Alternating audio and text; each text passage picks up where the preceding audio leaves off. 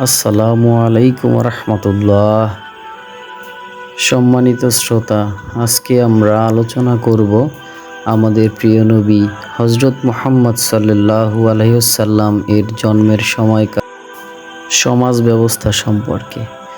রাসূল সাল্লাল্লাহু আলাইহি ওয়াসাল্লাম জন্মগ্রহণ করেন 570 খ্রিস্টাব্দে, যা ইসলামে আমুল ফিল নামে পরিচিত।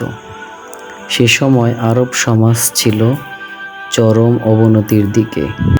নারীদের কোনো সম্মান ছিল না, কন্যা সন্তানদের জীবন্ত কবর দেওয়া হতো, ব্যবসা বাণিজ্যে প্রতারণা ছিল স্বাভাবিক, মদ্যপান, জুয়া, ব্যভিচার ছিল সমাজে ছড়িয়ে পড়া সাধারণ কাজ।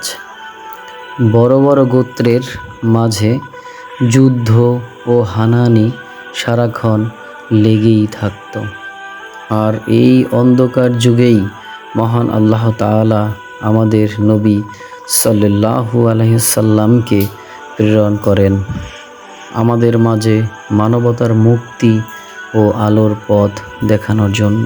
আলহামদুলিল্লাহ, আমাদের প্রিয় নবী হজরত মুহাম্মদ সাল্লাল্লাহু আলাইহি সাল্লাম তিনি একা হাতেই সেই বর্বর সমাজকে পরিবর্তন করে একটি ন্যায়ের সমাজে রূপান্তর করেন।